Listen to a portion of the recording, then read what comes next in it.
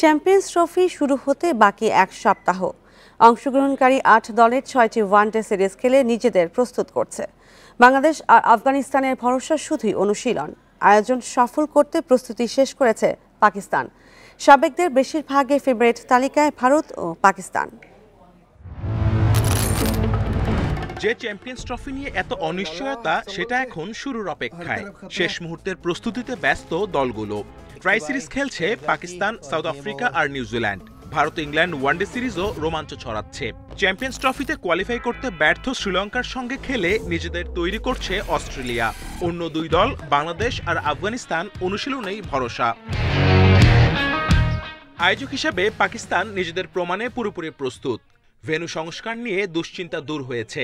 নতুন রূপে সেজেছে লাহোরের গাদ্দাফি স্টেডিয়াম। জমকালো আয়োজনে সেটা উদযাপনও করেছে পিসিবি।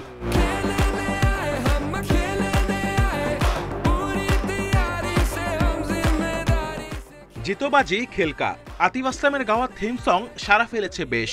এরই মধ্যে মিলিয়ন ভিউ ছাড়িয়ে গেছে। 7 বছর পর ক্রিকেট ক্যালেন্ডারে ফিরছে চ্যাম্পিয়ন্স ট্রফি। ফলে টিকিট নিয়ে দর্শক উন্মাদনাও কম নয়। হাইব্রিড মডেলে পাকিস্তানের 3 শহরের পাশাপাশি ভেন্যু তালিকায় আছে দুবাই। 23 ফেব্রুয়ারি ভারত পাকিস্তান ম্যাচের টিকিট সেই কবে শেষ। সব ম্যাচেই গ্যালারি ফুল হাউস থাকার কথা। শ্রীলঙ্কান কিংবদন্তি মুরালীধরনের চাওয়া ফাইনালে দ্বিতীয়বারের দেখা হোক ভারত পাকিস্তান। নিজ দেশ ভারতকে এগিয়ে রাখছেন সুনীল গাভাস্কার। তবে রবি শাস্ত্রীর ফেভারিট পাকিস্তান। রিকি পন্টিং ফাইনালে ভারতের প্রতিপক্ষ দেখছেন অস্ট্রেলিয়াকে।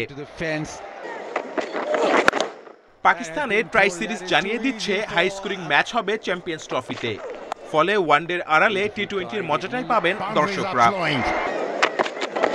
Kamrul Hasnat, independent news.